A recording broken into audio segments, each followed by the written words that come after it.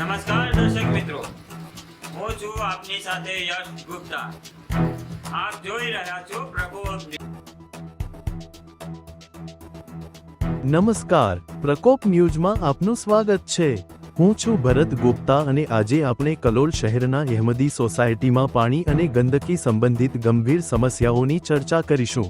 કલોલના અહેમદી સોસાયટીમાં ઘરોમાં ગટરોના પાણી ભરાઈ જવાના કારણે તીવ્ર ગંદકી સર્જાઈ રહી છે। નાગરિકોને જણાવ્યું છે કે આ ગંદકીના કારણે રોગચાળો ફેલાવાનો ભય વધ્યો છે। સોસાયટીના રહેવાસીઓએ ફરિયાદ કરી છે કે લાંબા સમયથી પાણીની ટાંકી બનાવવામાં આવી છે, પરંતુ હજુ સુધી તેમાં પાણી ચાલુ કરવામાં આવ્યું નથી। આ કારણે પીવાના પાણીની ઉપલબ્ધતા નથી અને નાગરિકો ખૂબ જ મુશ્કેલીમાં છે। વિશેષ તો એકે નગરપાલિકા અને સોસાયટીના સંચાલકોને ઘણી વખત આ સમસ્યાના નિરાકરણ માટે વિનંતી કરી છે, પરંતુ કોઈ સકારાત્મક પગલાં નોંધાયા નથી।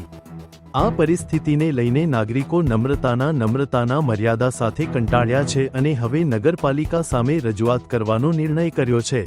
તેમજ નાગરિકોએ માટલા ફોડ કાર્યક્રમ ગોઠવવાનો નિર્ણય લીધો છે, જેમાં તેઓ કચરો અને પાણીની સમસ્યાના નિવારણ માટે જરૂરી પગલાં ઉઠાવવાની માંગણી કરશે।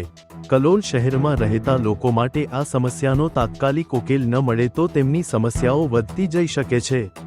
હવે જોવાનું છે કે આ માર્ગદર્શિત માટલા ફોડ કાર્યક્રમમાંથી નગરપાલિકા કઈ રીતે પ્રતિસાદ આપે છે।